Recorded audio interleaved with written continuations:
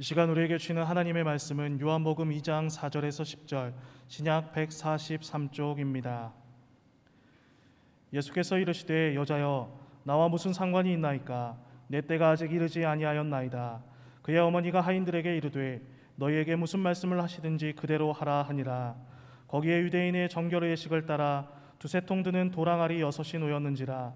예수께서 그들에게 이르시되 항아리에 물을 채우라 하신즉 아기까지 채우니 이제는 떠서 연회장에게 갖다 주라 하시매 갖다 주었더니 연회장은 물로 된 포도주를 맛보고도 어디서 났는지 알지 못하되 물 떠온 하인들은 알더라. 연회장이 신랑을 불러 말하되 사람마다 먼저 좋은 포도주를 내고 취한 후에 낮은 것을 내거늘 그대는 지금까지 좋은 포도주를 두었도다 하니라.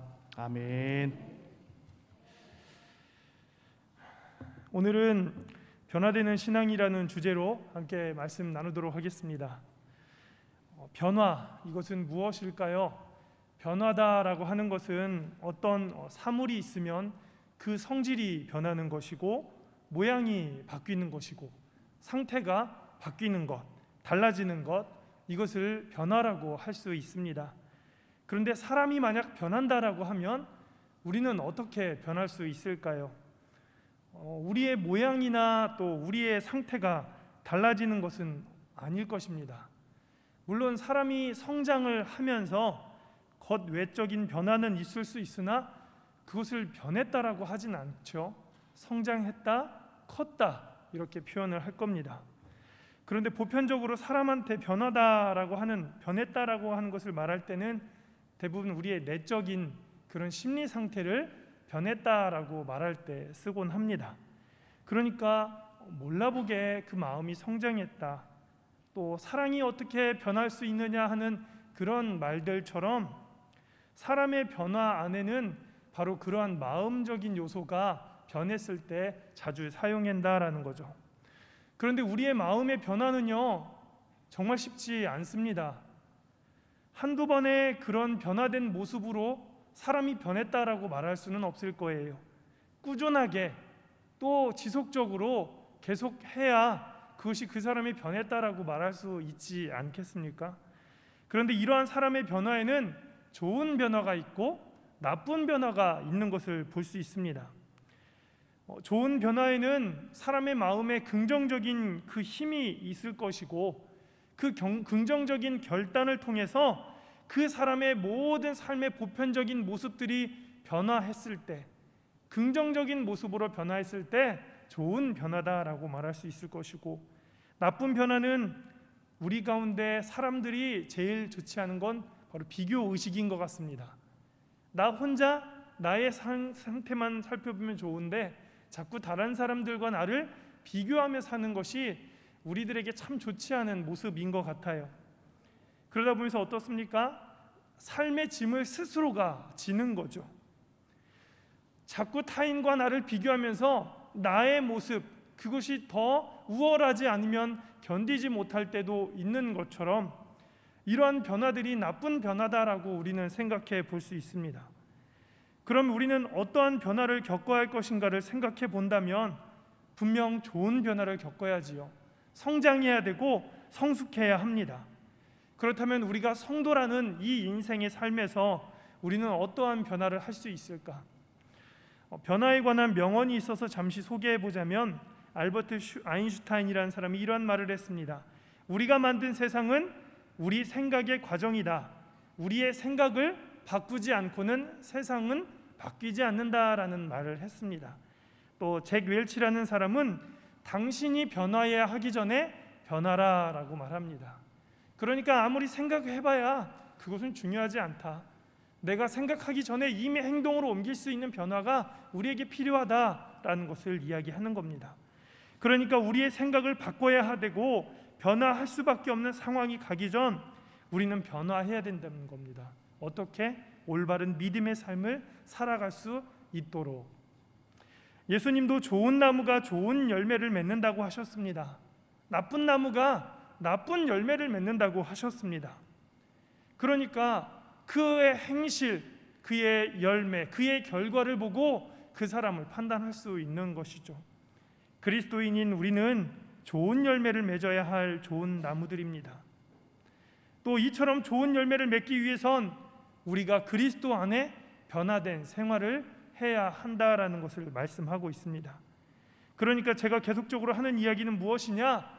그리스도인이라면, 그에 따른 신앙의 좋은 결과를 얻으려면 우리는 반드시 변화해야 한다라는 것. 우리 성도님들 지금도 잘 하고 계시고 앞으로도 더 잘 하시겠지만, 우리는 지금의 상황에서 도태될 것이 아니라 더 믿음의 요소로 더 한 걸음 한 걸음 내딛고 나아갈 수 있는 성도들이 되시기를 축원드립니다.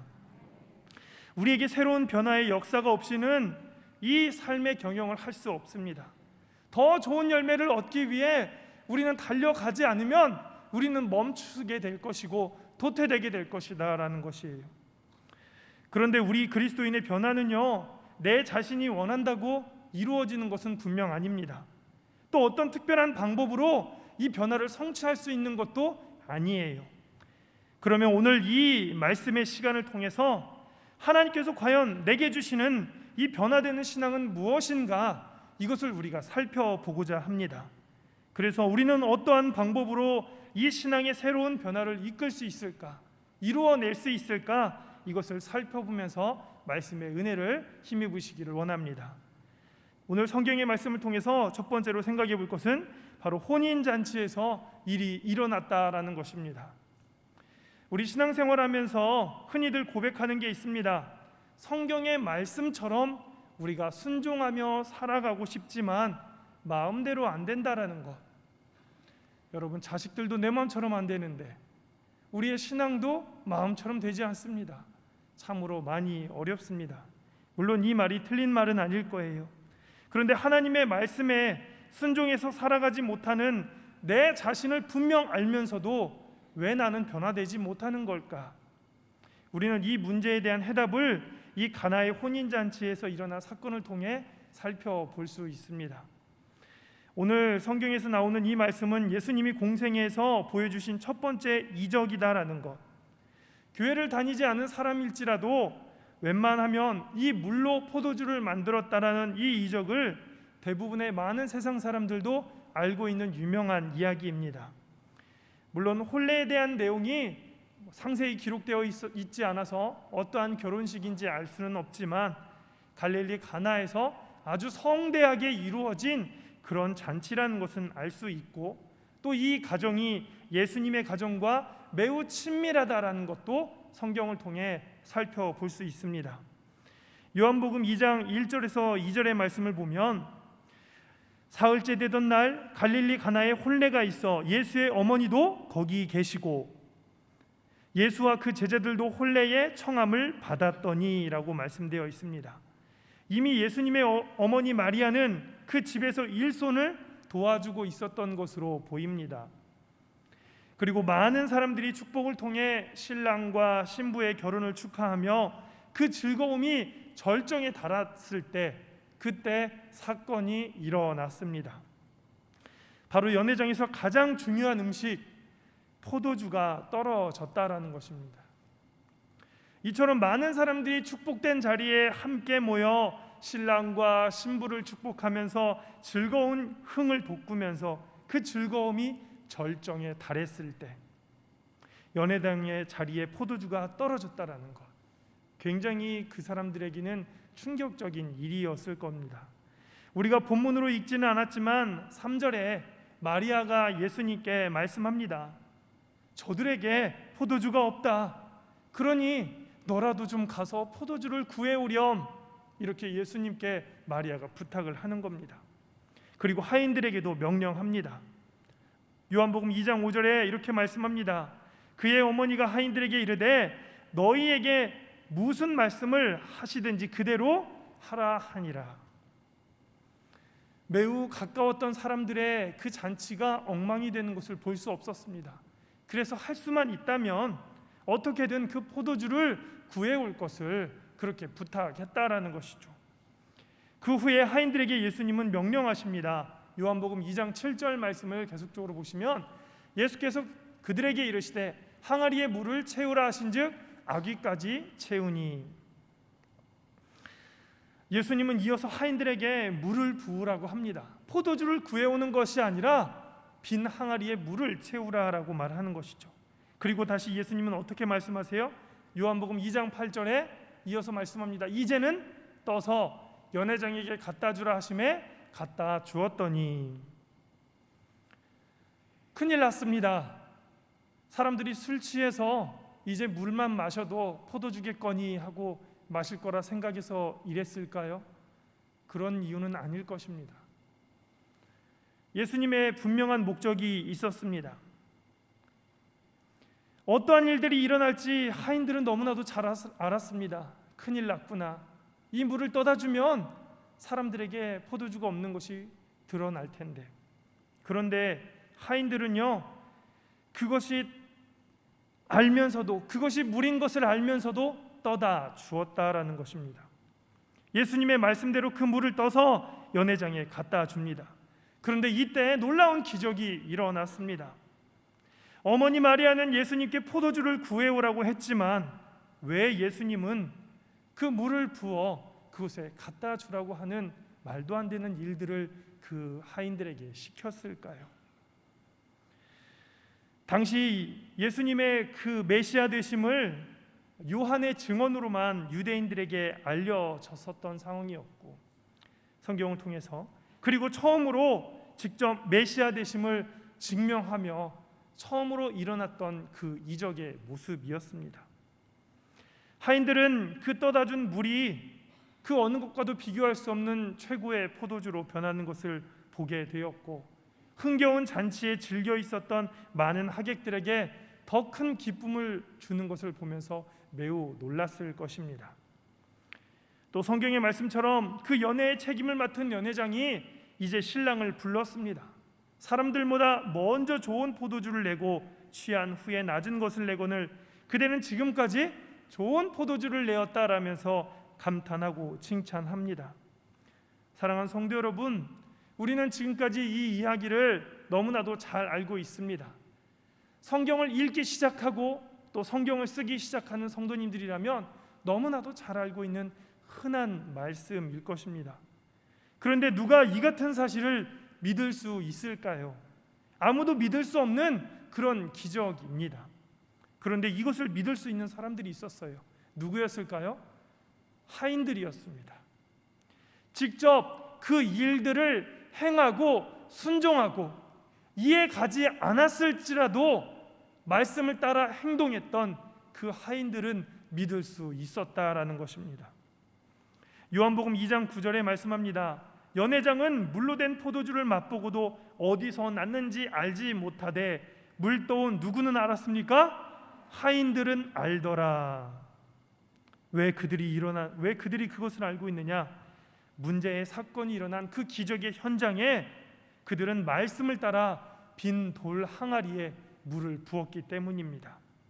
그들이 그 물을 뜨고 갖다 준 장본인들이었기 때문입니다. 그러면 이처럼 물이 포도주로 변화된 사건은 우리에게 무엇을 의미할까요? 이 사건이 오늘 말씀의 제목인 변화되는 신앙과 어떠한 관계를 갖고 있는 걸까요? 가나안 혼인잔치에서 사람들이 즐겨 마신 포도주는 세상의 사람들이 추구하는 인생의 행복과 그들이 원하는 축복된 삶의 모습을 의미하는 것입니다. 성경이 인생에 대하여 말씀하는 바와 같이 이 세상의 모든 행복과 축복은 그리 오래가지 못했다라는 것. 그 잔치가 절정에 이르렀을 때 그때 포도주가 떨어졌습니다. 혼인집 포도주가 떨어졌던 그때처럼 우리가 즐기고 우리가 바라던 그 인생의 행복과 기쁨은 그 절정에 다다랐을 때 떨어질 수 있다라는 것. 그래서 언젠가는 사라져 버릴 날이 반드시 온다라는 것, 이것을 우리가 알아야 된다라는 것입니다. 인생에 대해 모든 부귀 영화를 누려본 솔로몬 왕은 그 말년에 전도서를 통해서 이렇게 고백합니다. 전도서 2장 10절에서 11절 말씀을 같이 한번 보겠습니다.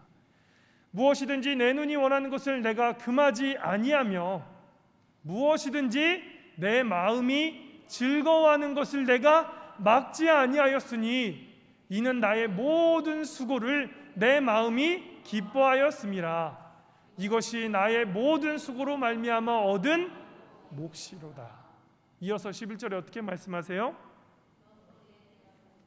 네, 같이 한번 읽어보겠습니다. 시작. 그 후에 내가 생각해 본즉 내 손으로 한 모든 일과 내가 수고한 모든 것이 다 헛되어 바람을 잡는 것이며 해 아래에서 무익한 것이로다. 아멘.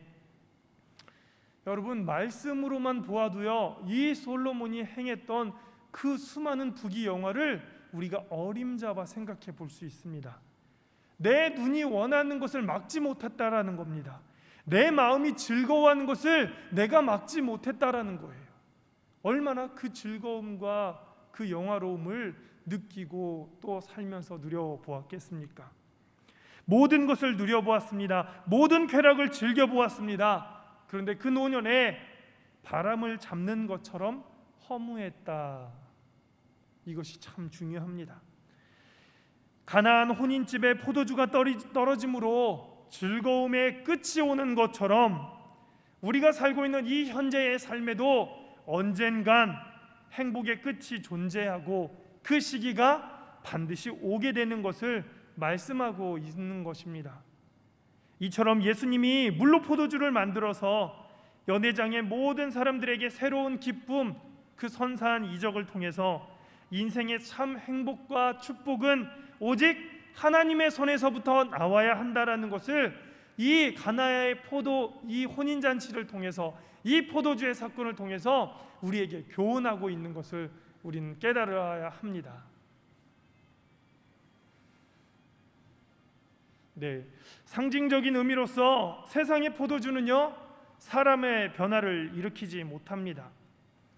그러니까 취하게 하고 우리의 기분을 좋게 하면서 그 이상의 행복을 주지 못한다라는 것, 그리고 그 끝도 죽음이다라고 말합니다.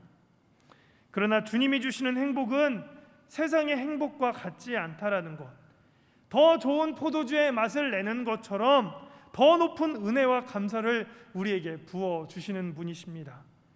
다윗은 시편 4편에서 7절 말씀에 이렇게 얘기합니다. 같이 보시겠습니다.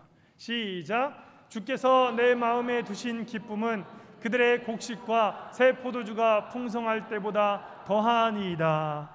이어서 요한복음 16장 22절 말씀을 함께 보시면 지금은 너희가 근심하나 내가 다시 너희를 보리니 너희 마음이 기쁠 것이요 너희 기쁨을 빼앗을 자가 없으리라. 아멘.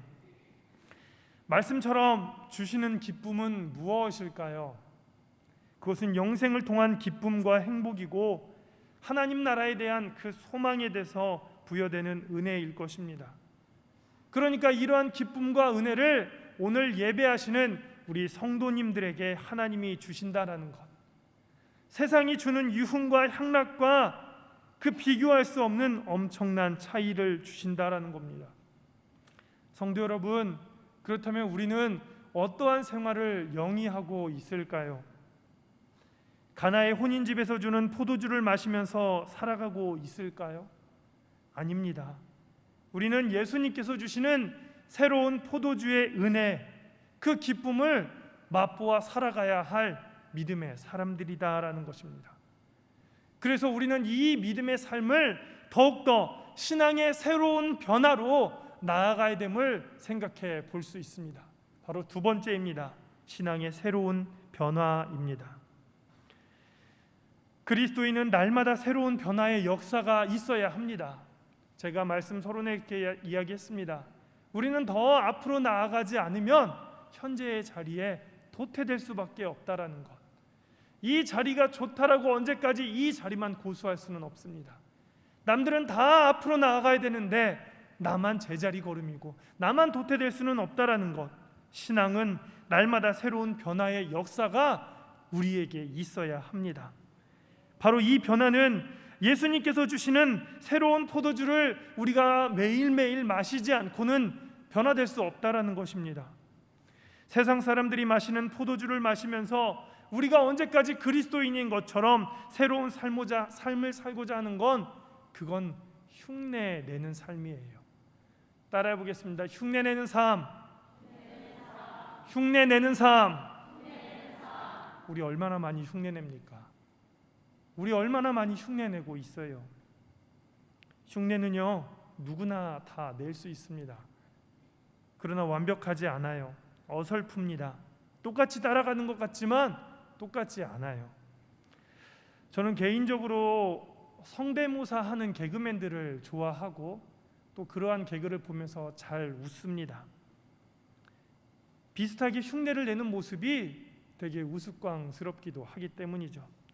그런데 만약 완벽하게 똑같이 진지하게 따라서 흉내를 낸다면 그것이 웃길까요? 또 그러한 개그맨들이 필요할까요? 진짜가 있는데 왜 똑같이 따라하는 짝퉁을 선호하는 사람들이 어디에 있을까요? 코미디에 또 개그는 흉내내는 것을 좋아하지만 신앙을 흉내내는 것은 좋아할 수 없는 겁니다. 우리의 흉내내는 신앙은 일시적으로는 가능하겠지만 얼마 안가 그것에 끊어짐을 발견할 것이고 또 포도주가 떨어지는 사건처럼 우리 인생의 끝도 발견하면서 우리는 엉망이 될 수밖에 없을 것입니다. 그렇다면 우리가 먼저 알아야 할 일은 우리들의 생활의 변화, 우리들의 삶의 변화는 오직 예수 그리스도로 말미암는다는 것을 우리는 생각해 봐야 합니다. 우리의 진정한 변화는 바로 예수 그리스도로 말미암는다. 따라해 보겠습니다. 예수 그리스도로 말미암습니다. 가나안 혼인집에서 일어난 새로운 변화의 기적은 바로 예수님으로부터 말미암은 것이다라는 것. 우리의 새로운 변화는 내 마음속에 예수님을 영접하는 것으로부터 시작된다라고 할 수 있습니다. 교육자들은 말합니다. 교육을 통해서 사람이 변화될 수 있다고. 또 인격의 수양을 통해서 변화될 수 있다고. 물론 변화가 있습니다. 지식적인 변화, 도덕적인 변화는 이룰 수 있으나 그 사람의 근본적인 변화는 일으킬 수 없습니다. 우리가 예수 그리스도를 나의 구주로 영접하지 않고는 우리의 근본적인 변화는 일어날 수 없다라는 것을 말합니다. 그러니까 우리가 말씀을 통해서 새로운 삶의 변환점을 원한다면 바로 우리 안에 예수님을 영접해야 된다라는 것. 사랑하는 성도 여러분, 우리의 중심에, 우리의 심령에 예수님이 계시지요? 아멘. 예수님이 함께 하시지요? 아멘입니다. 이어서 우리의 신앙의 변화의 두 번째는 바로 빈 돌 항아리 속에 물을 아구까지 채워야 한다라는 것입니다. 따라해 보겠습니다. 빈 항아리에 물을 아구까지 채우자. 여러분, 변화를 위해서는요, 비어있는 곳에 가득 채워야 하는 그 수고로움이 필요했다라는 것입니다. 수고로움. 우리는 그 어떤 노력도 없이 말씀을 통해 변화를 기대할 수는 없을 거예요. 우리 마음의 준비 없이 예배를 드리고 아무런 감동도 없이 이 신앙의 기적, 역사는 일어나지 않습니다. 오늘 예배를 통해 우리가 예배하지만 아무런 감동도 없습니다. 즐거움도 없어요. 감사도 느껴지지 않습니다. 그렇다면 우리는 이 신앙의 변화를 위해 아무 노력도 하지 않았다라는 것을 증명한다라는 것이죠. 성도 여러분, 개인적인 부탁입니다. 예배는 시간을 맞춰 오는 것이 아닙니다. 미리 오셔서 기도로 준비하는 게 예배이고요. 기도하면서 모든 것을 인도하실 하나님께 감사의 찬양을 하는 것이고 또 말씀을 통해 주실 그 은혜를 기대하는 것이고 우리가 말씀을 통해 그 얻은 은혜를 결단하며 기도할 때 우리에게 주실 그 응답을 기대하게 하는 것입니다. 그러니까 이 모든 것 예배 전에 우리는 기도로 준비해야 하고 먼저 나와 준비하고 채울 수 있도록 노력하는 그 은혜가 모습이 우리에게 있어야 한다라는 것입니다. 예배 생활뿐만 아니라 교회의 모든 생활도 마찬가지입니다. 교회는 그냥 돌아가는 것이 아닙니다. 보이지 않는 손길들을 통해서 역사하는 것이죠. 사람들은 흔히들 착각하는 게 있습니다. 편안하고 아무렇지 않은 듯 일이 흘러가면 그냥 다 잘 되는 거라고 생각을 합니다. 뒤에서 보이지 않는 사람들의 손길이 그만큼 노력하고 희생하고 수고했다는 사실을 모른 채 말입니다. 그러다 무엇인가 사건이 터지고 사고가 터지면 사람들은 질책하기에 바쁩니다. 이번 윈터 어드벤처에도 보이지 않는 손길들을 통해 하나님의 교회는 움직였습니다. 수고하신 분들의 한 분 한 분께 진심으로 감사하다고 이 자리를 빌어 말씀을 드립니다. 하나님께서 수고하신 모든 분들의 그 수고에 기뻐 받으시고 또 하늘의 상급으로 쌓아 주시리라 저는 믿습니다. 또 그 섬김을 통해서 하나님께서 주시는 기도의 응답, 삶의 모든 변화까지 이끌어 주시리라 저는 믿습니다. 이처럼 오늘 성경을 보게 되면 하인들은 돌 항아리 그 아구까지 물을 채우기 위해서 샘까지 다녀오는 수고를 아끼지 않았습니다. 그러니까 괜히 어디서 물이 나와서 물을 부을 수 있는 상황이 아니었다라는 것. 샘이 어디에 있었는지 정확하게 모르지만 그 아구까지 물을 채우기 위해 멀리까지 있는 그 샘까지 다녀오는 그 수고로움. 여러분, 이 지역이 중동지방이라는 것을 생각해 본다면 매우 힘들었을 것이다라는 생각이 듭니다. 그러니까 결국 우리 마음속에 있는 이 비어있는 돌 항아리를 채우기 위해 우리는 이 신앙의 수고로움을 감내해야 된다라는 것. 아무 노력도 없이 그저 아무 의미 없이 이 예배를 드리고 이 시간을 지나가 보낸다면 하나님의 기적은 우리 가운데 나타나지 않을 것입니다. 세 번째로 우리는 그리스도인으로서 새로운 변화를 경험하기 위해 바로 결정적인 역사가 일어나야 한다라는 것. 따라해 보겠습니다. 결정적인 역사가 일어나야 합니다. 이 역사라는 것은 행위적인 것을 말합니다. 움직이는 것, 행동으로 옮기는 것, 이것을 말하는 것입니다. 그러니까 하인들이 물을 연화장에 가다 주라고 하는 그 예수님의 말씀에 순종했을 때 이 사건이 일어날 수 있었다라는 것.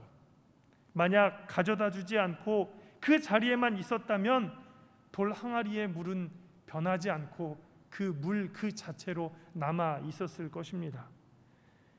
이처럼 오늘 예배를 통해 말씀을 듣고는 있지만 그 말씀을 내 마음에 돌 항아리에만 가지고 있다면 이것은 물로 지나지 않았을 것이다라는 거예요. 물이 포도주로 변한 일은 하인들이 물을 연회장에 갖다 주었을 때, 행동으로 옮겼을 때, 노력했을 때, 그때 기적이 일어났습니다. 그러니까 오늘 선포되는 이 말씀이 여러분들의 마음에 그 항아리에 가득 채웠다면 삶 속에서 드러내야만 변화가 일어날 수 있음을 우리는 믿어야 합니다. 교회를 다녀오고 나서 또 말씀을 묵상하고 나서 실천하지 않으면 아무것도 안 되는 것입니다. 야고보서 2장 14절에 이렇게 말씀합니다. 내 형제들아, 만일 사람이 믿음이 있노라 하고 행함이 없으면 무슨 유익이 있으리요? 그 믿음이 능히 자기를 구원하겠느냐? 우리의 믿음은 분명 말씀을 듣는 것으로부터 시작합니다. 하지만 행하지 않고 실천하지 않으면 아무것도 아닙니다. 변화가 일어날 수 없다라고 우리에게 분명하게 말합니다. 그러니까 오늘 성경은 우리 성도님들에게 삶의 변화를 일으켜라, 그 역사적인 사건을 행동하라라고 말씀하고 있습니다. 아무리 주일 성수하자, 신앙의 중심을 바로잡자, 말씀을 읽자, 기도하자, 찬양하자 라는 것을 아무리 외치고 외칠지라도 우리가 어떠한 준비와 자세로 예배하는지 하나님은 알고 계십니다. 그러니까 예배를 통해 말씀이 증거되고 우리가 은혜를 힘입었다면 말씀에 순종하여 생활에 옮기시는 우리 성도님들이 되셔야 합니다. 감사의 고백을 통해 더 많은 감사를 하시길 바랍니다. 말씀을 통해 은혜를 힘입었으면 그 은혜를 가족에게도 전달하시기를 바랍니다. 제가 내가 매일 기쁘게라는 그 아침 기도회가 우리 교회는 평일마다 매일 9시 30분에 있습니다. 함께 예배 기도에 참여하신 성도님도 있으시겠지만 제가 그러한 이야기를 했습니다.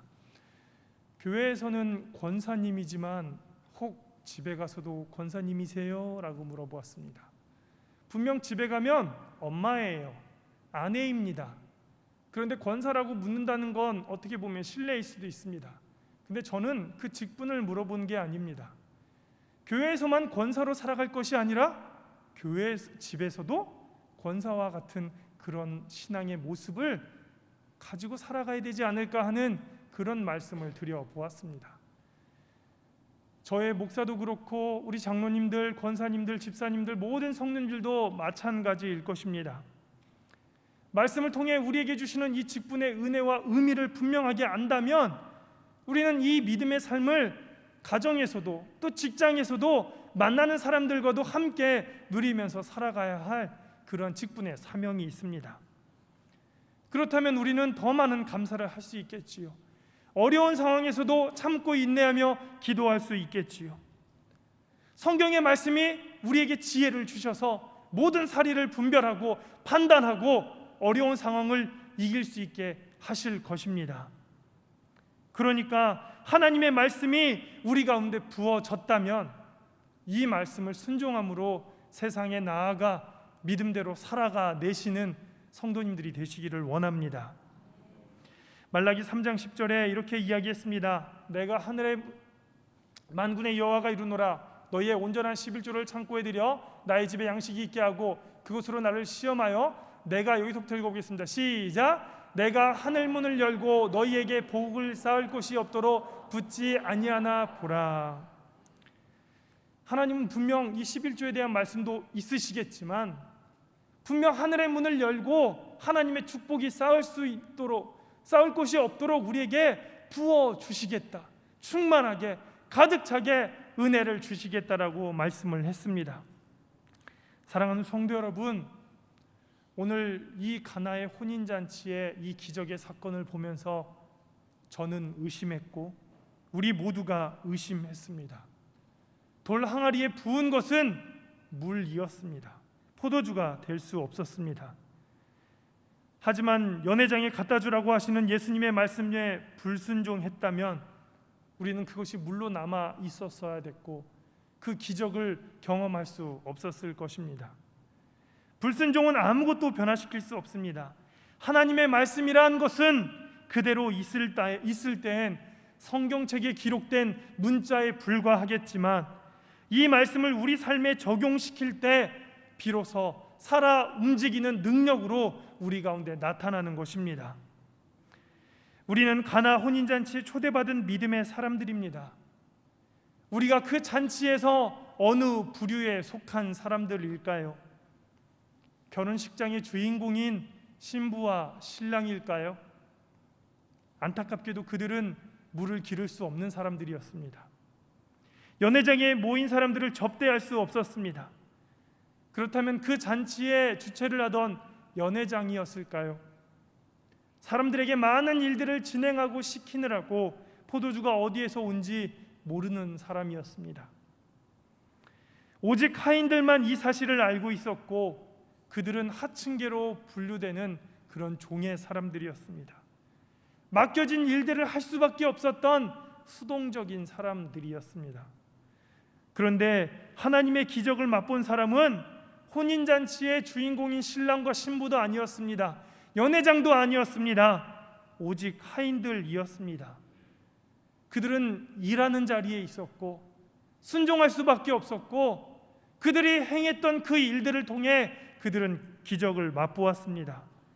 사랑하는 성도 여러분, 언제나 우리는 이 교회 안에서 주목받고 싶어 합니다. 인정받고 싶어 합니다. 내가 속한 이 자리에서 나의 힘이 나타나기를 원합니다. 그러나 주님이 필요로 하는 사람은 말씀에 순종하는 하인들이었습니다. 세상의 욕망, 행복, 그것을 내 삶의 주인공으로 가지고 싶었던 그런 사람들이 아니었다라는 것. 성도 여러분, 우리는 변화해야 합니다. 오늘의 이 말씀을 통해서 우리는 변화해야 합니다. 이제 하나님께서 필요로 하시는 그 순종의 사람의 모습으로 변화를 받아 새로운 변화의 기적이 우리 성도님들의 가정에서, 우리 자녀들에게서, 우리의 모든 생업에서, 이 믿음의 교회에서 더 드러나시기를 예수 그리스도의 이름으로 축원드립니다. 아멘.